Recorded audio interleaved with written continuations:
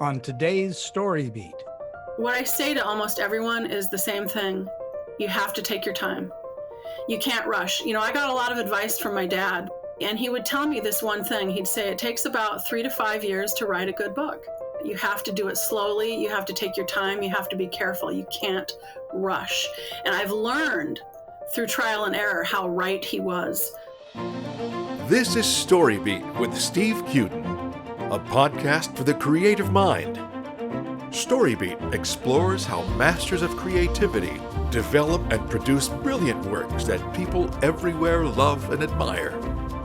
So join us as we discover how talented creators find success in the worlds of imagination and entertainment. Here now is your host, Steve Cuden. Thanks for joining us on StoryBeat. We're coming to you from the Steel City, Pittsburgh, Pennsylvania. My guest today, Theresa Griffin Kennedy, is a longtime Portland, Oregon writer, author, and occasional poet. She works as a proofreader, developmental editor, and is chief editor of Oregon Greystone Press. Theresa writes both creative nonfiction, including crime profiles, as well as literary fiction, specifically in the genre of domestic noir. Theresa sometimes writes essays about saving old buildings and the environment, which includes a long essay on the health and challenges of the Mekong River. Theresa is the author of the novel Talionic Night in Portland, a love story, which was longlisted in the Clue and Somerset Book Awards for 2022. I've read Talionic Night in Portland and can tell you it's a mesmerizing take on the noir genre, full of an intense romance and workplace revenge. I highly recommend it to you. She's also published Lost Restaurants of Portland, Oregon, delving into the history of shuttered Portland restaurants. And Theresa's the editor of a great short story collection called Beyond Where the Buses Run, which includes 2 stories of her own, as well as stories from several favorite past StoryBeat guests like Bob Crane, Joe Coyle, and Andy Arish. She's currently working on her second novel, The Angry Garbage Man of Thurman Street. So for all those reasons and many more, it's my great privilege to welcome the writer, editor, and publisher, Theresa Griffin Kennedy, to StoryBeat today. Theresa, welcome to the show. Thank you for having me, Steve. I'm happy to be here. It's a great pleasure. All right, so let's go back in time a little bit. At what age did you first fall in love with books and writing? I was a child. I think I started reading, I can't even remember, 7 or 8, maybe 9. And both my parents were readers. My father also was a writer and an author. He wrote several books of Oregon history, and he's written some poetry. I have one of his unpublished manuscripts, a poetry collection that I'm going to publish through Oregon Greystone Press. Nice. But I was a child when I started reading seriously, and I've just always been a dedicated reader. I think I was about 19 when I got really obsessed, and that's when I started collecting hardcovers, and that's when I started seriously reading, when I was 19. So in other words, you have been a lifelong reader. This is not new to you at all. Absolutely. But it's only been in the last probably 10 years that I realized I'm really a book geek and a book nerd. Many people are and don't even know it. Yes. When did you fall in love with genre fiction? In terms of domestic noir, I really fell in love with that when I read Gone Girl. There's another book called The Silent Wife that's also domestic noir, which I just loved. I like books that are atmospheric, really descriptive, that tend to focus on older women getting revenge. Well, we will talk a lot more shortly about Talionic Night, and that falls right into that category. Yes. Of course, your lead character is not, I wouldn't call her older, but she's not a kid either. Yeah. So did you get formal training anywhere as a writer? Well, I mean, I graduated from Portland State in 2009. I was a double major, double minor. I had a lot of fun. I took my time. I can't even count how many writing, English, and poetry classes. Well, that's ambitious to be a double major and a double minor. That's really ambitious. Yeah, I was. And then I finished a master's degree in 2013 and a master's certificate in 2014. My goodness. But my father was really the one person who encouraged me, number one, to go to college, because I was 35. I was My daughter was about 9. Oh, so you didn't even go to undergraduate school until you were in your 30s. Right. I walked into my first college classroom in 2001 when I was 35. My father had been kind of pressuring me for years to do it, and I finally did, with my mother's help. She helped me as well. I was going to I majored in criminology and criminal justice with the idea that I would become a parole officer. Of course, a natural thing for a writer to do. And then I realized that that wasn't going to work. I realized that I really was better at writing, and I really needed to focus on that instead. So what age were you when you knew you were good at it, good enough to sort of go for it? When I realized that I was reading as an editor was when I realized I could be an author. When I started reading books as an editor, and that was probably about 15 years ago, I would read a passage, a paragraph, or a sentence, and I would think, that's awkward. I wouldn't have written it like that. When I started reading as an editor is when I really knew that I was better than some other writers that I knew. That's interesting. That it really exposes you to when you're really studying what others do. Yes. You can then make a decision that you can do it better or differently Yes. in a way that's at least as good, if not better. Mm-hmm. Yeah. Yeah, I think that's really important. And those that are in Hollywood that are listening to this podcast know that being a reader is actually a good stepping stone to becoming a great writer because you start to read the way everybody else writes. It's absolutely necessary. And there's a funny YouTube video. It's a cartoon caricature of a young person saying, well, I don't really like to read a lot because I don't want other people's books to influence my writing. People that say that are always young. They're generally in their 20s or 30s, and they're generally uneducated because reading all the time is a prerequisite to being a good writer and an author. No question. I 100% agree with that. Do you think of yourself primarily as a storyteller or an editor or a publisher? Or how do you think of yourself? Number 1, I'm a writer. Number 2, I'm an author. Number 3, I'm an editor. Number 4, I'm a poet. And number 5, I'm a publisher. But I don't know if, I don't know what's more important, but I'm a writer, number 1. All right, I'm curious. I always love this distinction. What is the difference between a writer and an author? Well, just an author is just someone who is a skilled enough writer to be published. So a professional. Yeah.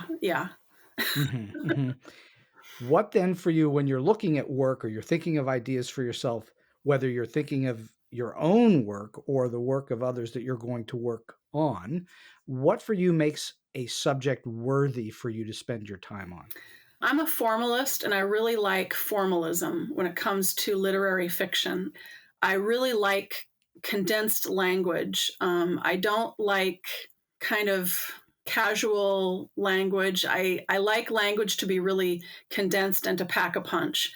And that's partly because I also am a poet. So I've read a lot of poets who write novels, and they tend to be the same. They tend to write their fictional stories with this kind of poetical lean, Have you read a lot of Hemingway? I've read a little bit of Hemingway, yes. Not a lot. He certainly packs it in. He's very condensed. Oh, yes. He was an incredible writer and was really a perfectionist and talked about writing the perfect sentence. He was great. Absolutely. All right. So you say you're a formalist. Explain for the listeners who don't know what that means. What is a formalist? What is formalism? My language is dated. So I'm 58, but my father was almost 50 when I was born. He was born in 1920. My mother was born in 1935. They both grew up during and after the Great Depression. So my language is dated. My expressions, colloquialisms that I use, it's just a little bit dated. And so a formalist, I just prefer formalism in my poetry writing and when I'm writing fiction. I got it, but what is it? Can you define it? Formalism is when you really focus on polysyllabic words and you focus on tight, clean sentences. And you focus on kind of trusting your creative impulses to choose unusual words, unusual word choices. Well, there's no more word that I can think of that's more unusual than Talionic, which frankly, I have a relatively decent vocabulary. I had never seen that word before, and I went and looked it up. Now I know what it means. Where did that come from for you? I found this website about 7 or 8 years ago. God, I can't remember what it was called. It's got a really funny name. It's a website with a lot of really unusual words. And I found it 7 or 8 years ago, and I got a little journal and I started writing down my favorite words. And I found Talionic on this website. And I just loved it. You know, it means an eye for an eye, that punishment should match the crime, that kind of thing. And I just liked it a lot. I really did. And so it is a very unusual word. It's not a common word used in everybody's daily language. Yeah. Talionic. And it has a biblical tinge to it, doesn't it? Because of the eye for an eye. I'm not too familiar about that. Well, just calling it an eye for an eye is biblical. Yes. And so Yeah. it comes from there. But I don't know whether the word talionic is in the Bible or not, but it's certainly not a common everyday household word. Yeah. You don't hear people on TV using that word very often, or even in just average everyday life. All right. So do you maintain a daily writing routine of some kind? Generally, yeah, I do. So I've been writing every day pretty much since I was 18, but there will be times when I won't write for a week. It just depends on what's going on in our life. I've been writing every day for probably the last year and a half, though. When I was writing the restaurant book, our life was really difficult, and I was so resentful that I had to finish that book because it was so much work. Mm-hmm. Writing the restaurant book was like the college term paper that never ends. And so sometimes I would just revolt and I wouldn't work on it for 7 days. I'd do something else, but generally I do have to write every day. Did you find that refreshing to go away from it for a little bit and come back to it with renewed interest and feeling? Yes, it helped a lot because the restaurant book was a huge amount of work and commitment. And there were times when I enjoyed it. There were times when I enjoyed the writing of it, when I enjoyed doing research. But then there were other times when I really hated it. I mean, it took me 3.5 years, and I was writing it during the height of the pandemic. It was just really challenging. What was the amount of research that you were doing? What kind of research did you do? It was just researching the 20 restaurants that I decided to profile. So what kind of food they had, any notable newsworthy events that happened there. It was a lot of work. Oh, it sounds like it would be a tremendous amount of work. Yeah. Did you do that same similar kind of research on Talionic Night? No, Talionic Night was a complete creative endeavor. And I loved writing Talionic Night because it was completely creative and I didn't have to do any research, hardly at all. I mean, I did research, the definition of certain words because I am a perfectionist, but Talionic Night was fun to write. It was funny. I was laughing the whole time because I have a very dark sense of humor. I loved writing Talionic Night. It's a very darkly comic book. There's no question. There's a lot of very odd things that happen in it, and it's very intense. There's a lot of intense sexual stuff that goes on in the book. Yeah. Explain for the listeners what Talionic Night is about. Explain the story. Talionic Night is a book about sex. It's a book about becoming an adult after having survived childhood sexual abuse and coming to terms with the anger of surviving those experiences later in life. So the protagonist, Daisy Rose Butterfield, is this nice girl that everyone thinks is so nice, but she's also really messed up. And then her boyfriend is also messed up because they were both victims of childhood sexual abuse in different ways that were similar. Mm-hmm. Well, they were taken advantage of by adults. Yes. And then they found each other, and off you go to the races, and there's a whole lot of stuff going on and a lot of emotion in it. It's a very emotional book. Yeah. And very intense and physical. It's a physical book. So what about these two characters, Daisy and Tab, what is it that drew you to them? Why did you decide on these two? Tab Hunter Blaine is a composite of a boy that I grew up with who died a couple of years ago from a drug overdose. His name was Rowdy. So Tab Hunter Blaine is like a composite of of Rowdy. An idealization, of course, but very similar. I wanted two characters with funny names, obviously Tab Hunter Blaine, Daisy Rose Butterfield. I wanted to incorporate humor when I could, and I incorporated a lot of experiences that I actually went through in the book, not pertaining to sexual abuse, but shorter scenes like street scenes, things like that. So there's 5 or 6 situations where I experienced these odd situations in my own life, and I incorporated those in the book because I thought they were funny. You also set it in 2005, correct? Right. Why did you pick that particular era, that age? Because I wanted it to be in the early 2000s. I wanted it to be when the Georgian Room was still open in Portland. The Georgian Room was this really fancy restaurant. I think it was on the 10th floor of the Meyer and Frank building. Okay. And it closed in 2005. So I made it so that it was while it was still open, because I wanted to include the Georgian Room. So I just did that. That's interesting. Because you wanted to include a particular place, right? You needed to set it in an age when it exists. Right. And I also wanted to include it in the 2000s because of the Clinton Court Apartments, which Daisy Rose Butterfield lives in this apartment complex that still exists. It's still over in Southeast Portland. And my ex-husband lived there in 2006 and 2007, and my father lived there in about 2005 or 6. Okay. And so I got to know the units very well, and it was just a falling apart, 1925 bungalow, concrete, constant leaking. It's still there, and I think they've fixed it up and turned it into condos, but it was a dump.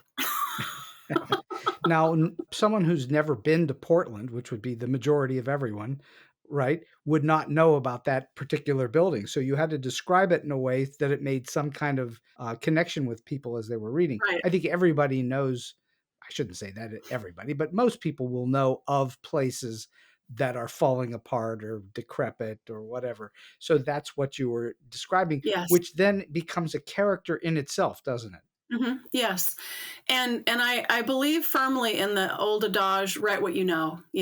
So I've never been to New York. I've never been to a lot of places. If I go there, I'll be taking notes about buildings and describing them, but I wasn't going to make the mistake of trying to write a story set in a city that I had never been to. Right. Well, it's interesting. If you go to New York as a reader, as a great reader, the chances are you will know of certain places. Right. You've probably read about, if not seen images in movies and TV, of the Empire State Building and buildings like that.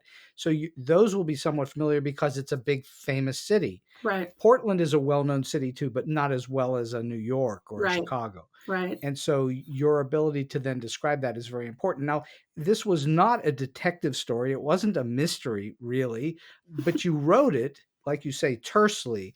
It felt like you were channeling the great noir detective writers like Hammett or Chandler or Kane. Was that your intention? No, not at all. And, you're not the first person to say that, which is really interesting. My dear friend, J.D. Chandler, who passed away in 2021, said the same thing. And a couple of other people have said the same thing, too. I did make a conscious effort to slowly kind of spoon feed the reader information because I thought at the very least it would be considered a suspense novel. Well, I think that that's a really great way to approach writing pretty much anything. I think you always want the reader to not know what's coming next. Right. And you need to know somehow, but the reader should not know what's coming next. Right. And that means that every work of fiction is a work of suspense, even if it's not scary or detective or whatever. There's some form of suspense to it. I think that's super important. Now, you also clearly write short stories, and we'll talk about those too. Do you have a preference in terms of forming stories that are either long form or short? Do you prefer one or the other? I had a lot of fun writing Burnside Field Lizard and Selected Stories. That was published in 2018. It was a finalist in 2019 in the Next Generation Indie Book Award, but a guy from Little Rock, Arkansas won that contest. I really enjoyed the short stories that I wrote in that book, but honestly, I prefer writing novels, short novels. I don't think a novel should be any longer than about 220 pages. Why is that? Because when they get longer than that, they become, number one, people don't want to read long novels. People prefer novels that are a little shorter. There was some study I read somewhere that said people will look at a book, and if it's 350 pages or 400 pages, they'll just put it away. Not everyone, but a lot of people do that. I think that you should be able to say what you're going to say in about 230 to 250 pages. Do you think that it's hard for people to sustain their interest in reading it? If it's longer than that, yes. Yes. Yeah. That's what I mean. Yeah. In the longer book, it's a little harder for people to stay with it, especially today, I think, Yes. when everything is quick, TV and movies and everything else is quick. Exactly. And so if you have a long, lengthy novel, it's a little harder, unless you're a beloved author like a Stephen King. Right. I mean, he can write a 1,000-page book and people will buy it and read it. Right. But someone they don't know or aren't familiar with or not, have a real interest in, at least not yet, that's harder to get them to stay with it. Yes. All right. So let's talk about your process in developing Talionic Night or any book, the book you're writing now or whatever. Where do you begin? Do you typically begin with plot or characters? Where do you typically start? I don't plan anything out. I wait until that muse or that voice in my head tells me where to go. I don't really plan anything out. Although the novel that I'm writing right now, I'm on I think the 4th chapter.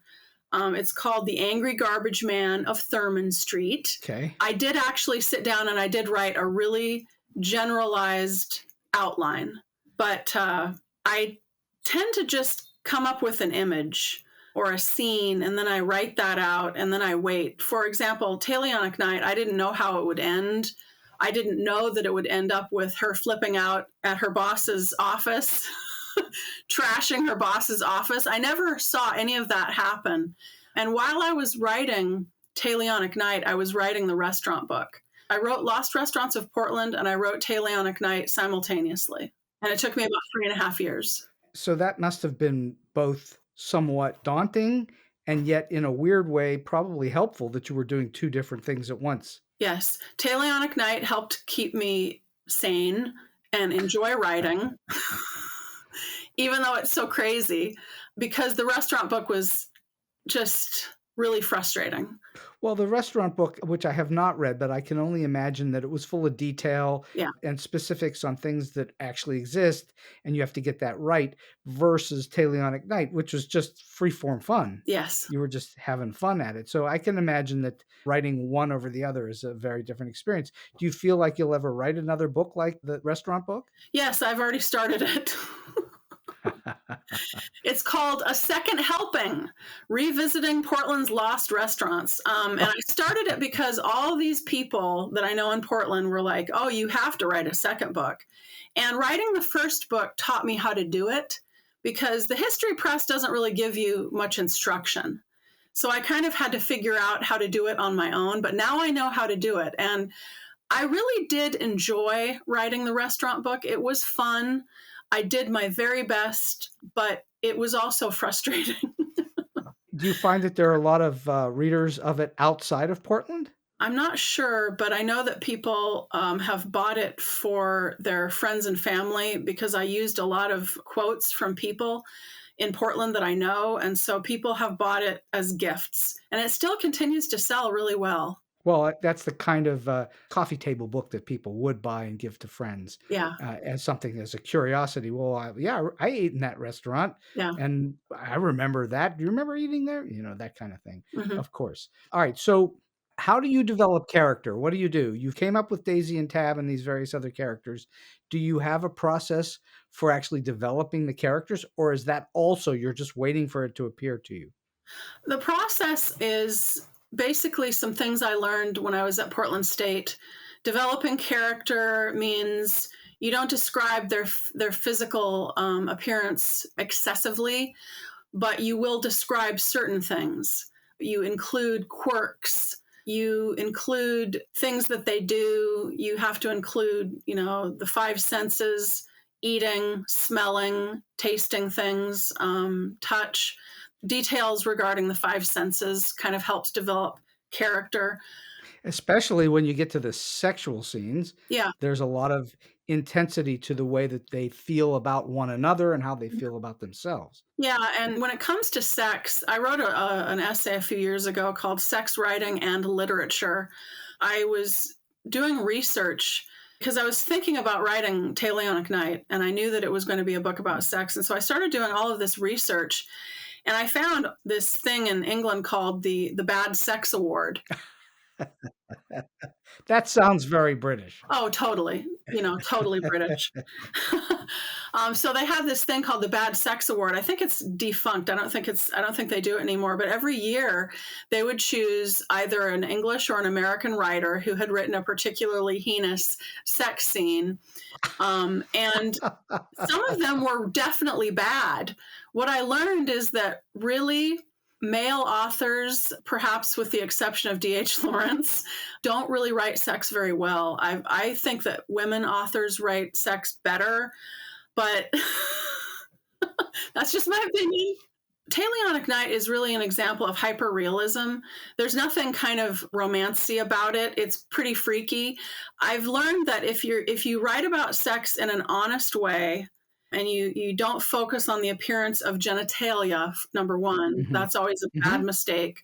If you write about it in an honest way, if you focus on certain details that are not offensive, you can get the message across. Yeah, it's a challenge. Robert Crane said that he says that I write sexual content really well, and it's not like I just write it out and I'm done with it. I go over it and polish it again and again and again. I'm really a perfectionist. Well, and Robert wrote for some of the most famous men's magazines of all time. Oh yeah, But those were interviews, they weren't stories about sex. yeah. But he understands that world quite well. So his point of view would be very valid, I would think. 20 years at Playboy, that's a huge accomplishment. That's huge. Yeah, he's Yeah. talked to a lot of people during that time. So you talked about that you don't plan these things out in any kind of detail. You sort of go with the flow, and when it hits you, it hits you, and when it doesn't, I guess you sit around and wait for the story to come to you. But once you have written the book, do you then go back and look at how you've structured things? Do you review that, or do you just let it be? I know some authors that will do a line-by-line edit 6 or 8 times, and they'll say, I'm done with it. The book is done. When I did Talionic Night, I did more than 60 line-by-line edits. Wow. That's from page 1 to the last page. Wow. And when you do it that way, every time you go over it, you see something that needs to be corrected. You see either a typo or you see an awkward sentence or a run-on sentence. I just think it's really important to do that. And so one of my friends was asking me who edited Talionic Night. And I said, nobody edited Talionic Night. I'm the editor. I wrote it and I edited it, and she wanted to know why, how I did it. And I said, well, I did over 60 line by line edits. So if you're willing to do the work, it can be done. So I'm a great believer in rewriting. I think rewriting is where the art happens. Absolutely. But it's very hard to stay with it. Now, one of the interesting things that you just mentioned, I know for myself, typically when I hand in a first draft of something to someone, it's usually been at least 12 to 15 passes minimum before I hand in a quote unquote first draft. Right. Okay. But what I do notice, and see if you tell me you have the same experience, where there can be, if you've done enough drafts, you start to lose the forest for the trees, and you do miss things because you've gone over a sentence so many times. Does that happen for you? No, it really doesn't. Because I know when a passage works. I know when it sounds right. I know when it has flow. I just know. And so I'll work on something. I'll work on a paragraph for sometimes a couple of weeks. And then when it's completely tight and completely clean, in the sense that it's really tight, then I know that it's done and I won't go back to it. I'll move on. After it's been out for a while, do you go back and read it ever? Oh, you mean like after it's been published? Oh, yes, after it's published. Yeah, and then I picked up Talionic Night. I don't have any copies right now, but I looked at it 3 months ago, and I was like, wow, that's really pretty good. You surprised even yourself. Yes. Well, speaking of surprises, during the process, were there any moments of discovery or eureka? I've come up with something that I had no idea I was going to get to. Do you have those moments? Yes, and I think that it happened when I really finished the book. I realized there was so much of myself in it. And I also realized that the character's anger, Daisy Rose Butterfield being angry at Gail, was really me being angry at my own mother. Ooh. I love my mother. I loved my mother. She had 9 children. I was the 7th. And it was more of a kind of an epiphany, like an unconscious thing that I had projected out into this book. And then I realized that's really where it's coming from, How interesting. That's very deep psychologically. I think so. I consider the book a romp, but it's also very dark. There is some humor and it's kind of crazy, but it's also very dark. Well, there's a bit of violence in it too. Yeah. I mean, there's people pounding on each other a little bit, Yes. And so it's not for 12-year-olds. Let's put it that way. No, not at all. And I tell people that, I know several people in Portland who bought copies, and I always tell them, please keep this up. I don't want any children 15 or under to read this book. I really don't. It really is a book for adults. So now I think the book would make a very compelling movie if made by the right filmmaker. Have you tried to get it to anyone to get it made? I really haven't, because I don't know anyone, and there's so much sexual content. If it were ever made into a film, I think that they could focus on the funnier scenes. But, the sexual content is pretty extreme, but I mean, it's not too crazy. Well, I'm thinking about going back into the 80s where it was a little different, and Yeah. Adrian Lyne made 9.5 Weeks. I mean, that would be Right. in line with this kind of a book. Mm-hmm. So 50 Shades of Grey in line with this kind of a book. Mm-hmm. So there's no reason why it can't be made. That's what I'm saying is, right. Though I do think today we're recording this in the year 2024, I think strangely enough, we've gone backwards in terms of being more free with looking at and thinking about sexuality. I think it's gotten a little more covered up these days. Yes. So I'm curious, you do a lot of work alone in a room like most writers. Yes. There's a certain amount of personal pressure that you must put on yourself.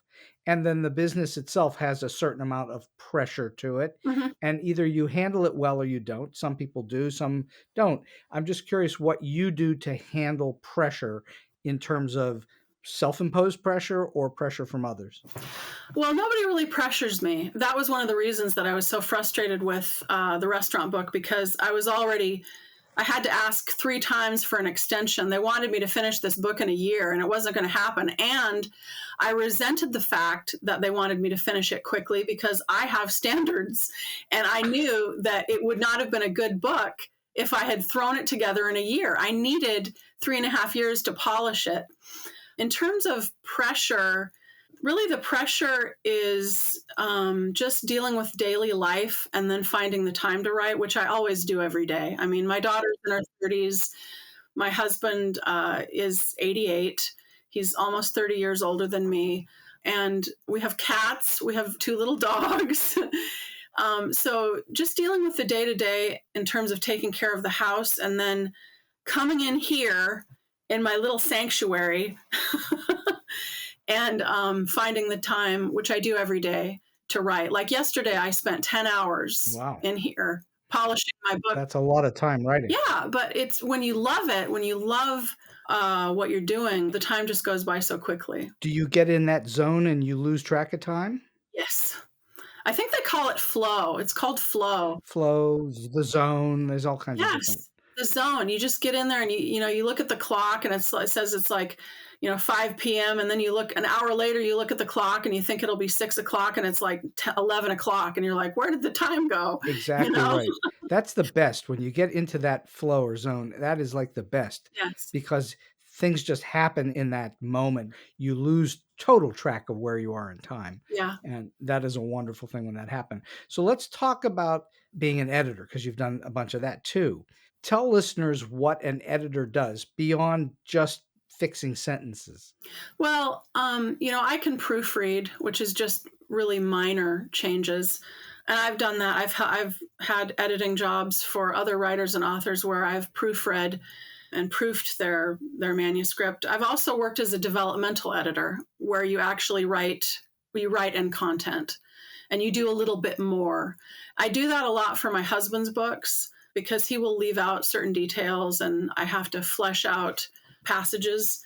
But I consider myself a very good editor because I'm a little bit of a perfectionist. Mm-hmm. I have weaknesses. I sometimes don't use apostrophes correctly. I have a real issue with apostrophes. Well, there's that famous book, I think, called Eats, Shoots, and Leaves, right? Isn't there a book titled that? Yes. Eats, Shoots, and Leaves. Yes. And if you leave or better yet, I like to teach, there's a famous sentence, let's eat, comma, grandma, as opposed to you leave the comma out and suddenly it's let's eat grandma. That's not so good. Exactly.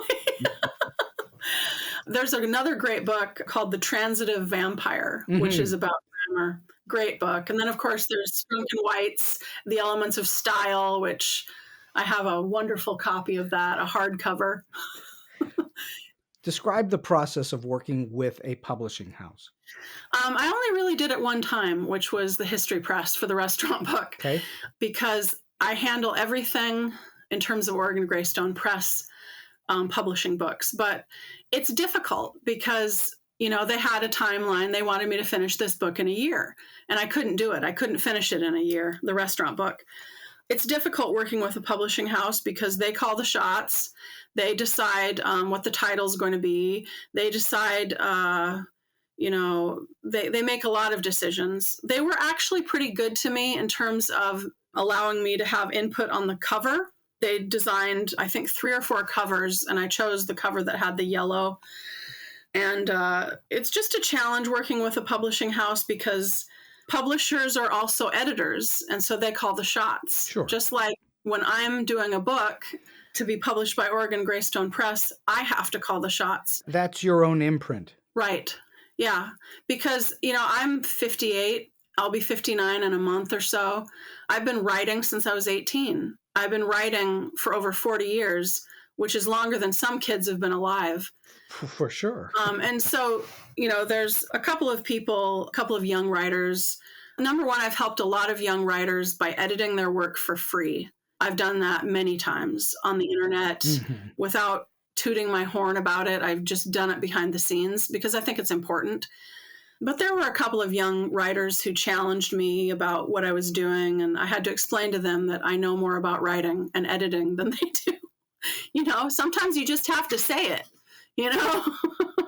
Well, that's the age-old issue. And of course, you're able to do that in a printing situation because you are the author and you're the copyright holder. Yeah. In Hollywood, which is very different, the studios or the networks own, or some, a producer, someone else owns the copyright. Right. And they dictate to the writer what to do. So you are correct in your situation to be able to say, no, it's my decision. It's my book. Yeah. A publisher could, I guess, say, well, if you're not going to pay attention to what we want to do, then we're not going to publish this book. Take it elsewhere. Right. And see, that's the other thing. I'm totally okay with that too, because I wrote an article about the pandemic and it was published in the Portland Monthly magazine.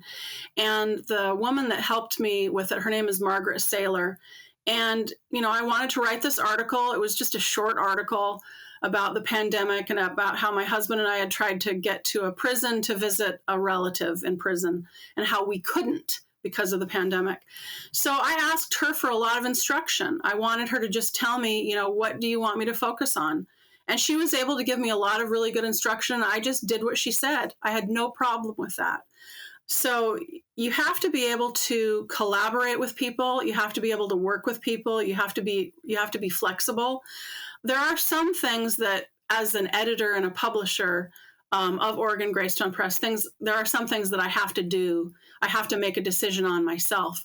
But I'm really flexible. And There's a young woman, her name is Bethany Umbarger. She's a poet here in Portland, and we're working together to publish her book of poetry and prose. Nobody buys poetry. She knows that, I know that, but she's a wonderful writer, a wonderful poet and a wonderful writer. She's also part of the LGBTQ community, and she's just a beautiful girl. She's my daughter's age. We've been working on this book for like the last 5-6 years, and we're finally getting to a point where next year in 2025, I'm going to be able to publish it. And I've given her a lot of control because she's the writer. And when it comes right down to it, bickering over where you place a comma isn't really that important. No, that could be quite trivial if you waste a lot of time on it, that's for sure. Yeah. Well, you're talking about working with people now. So you've also published books of short stories, including Beyond Where the Buses Run. Yes. So where did these authors come from? It's Bob Crane, it's Carrie Hildebrand, right, and so on. Where did these authors come to you from?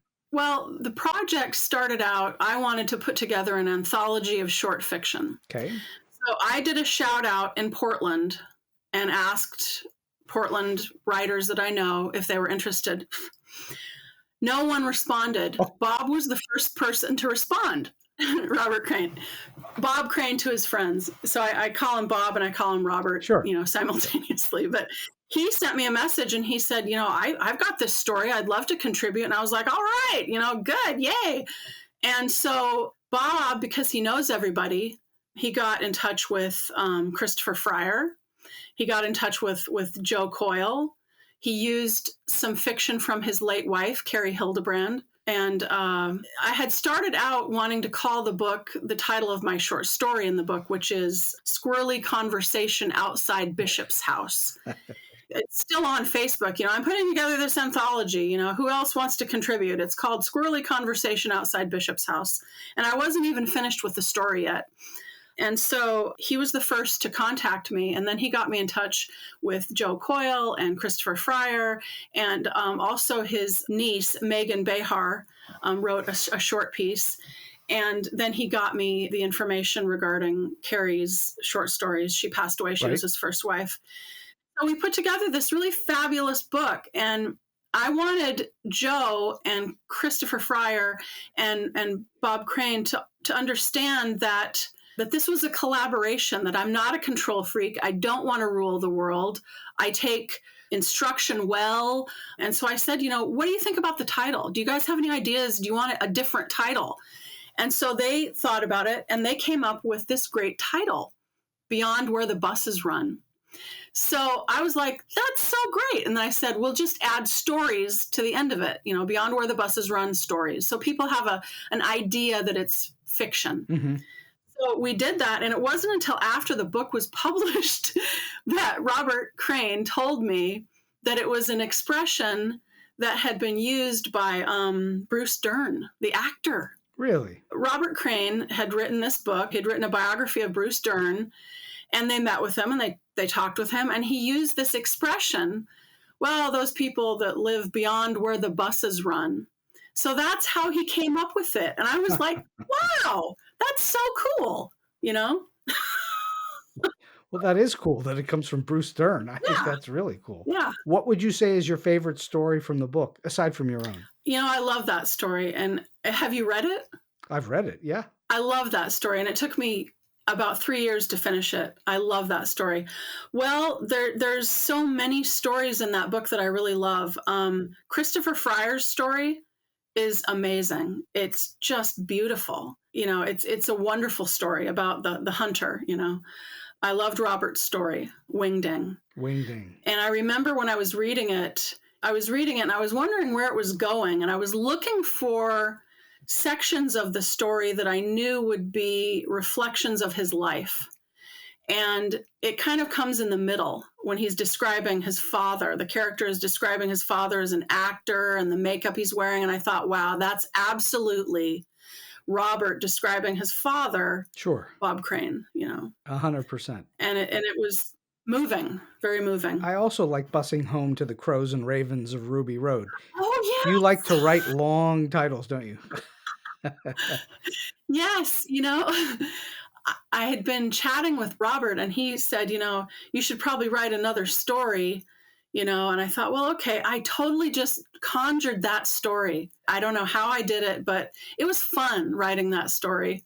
Well, there's a little bit of a theme that's not dissimilar to Talionic Night, because you've got Right. a woman sort of seeking a kind of payback for a failed romance. Right. So I think you've got a little thematic thing going on there. I assume Yeah. that's going to be part of your mise en scène for yourself. Well, it's true. It's like, when I was a young woman, I think I was 27, and I was with my second husband.